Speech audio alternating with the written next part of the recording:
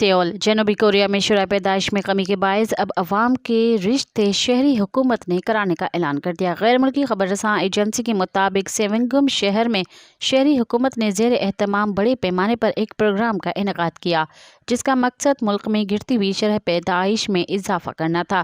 اس programme کو blind dating, ایسے دو افراد جن کی ملاقات کبھی نہ ہوئی ہو ان کا نام دیا گیا، اور جس میں 20 سے 30 سال کی عمر کے افراد کو بلایا گیا تھا، جہاں ان کو ایک ساتھ بٹھایا گیا اور ان کی تربیت کی گئی۔ شہری حکومت کے ورکر 36 سالہ لی یومی نے کہا کہ پروگرام میں جگہ حاصل کرنے کے لیے انہیں 3 بار درخواست دینا پڑی اور انہیں اندازہ نہیں تھا کہ یہاں اتنا سخت مقابلہ ہوگا۔ رواں سال شہری حکومت کے اسی طرح کے پروگرامز کے 5 مرحلوں کے بعد 460 میں سے 198 افراد کامیابی کے ساتھ اپنے ہم سفر کو تلاش کرنے میں کامیاب رہے۔ مزید خبرن ऐं तफ़सीलात लाइ विज़िट कयो असांजी वेबसाइट www.awamiNewsHD.com ऐं ॾिसंदा रहो अवामी न्यूज़ HD।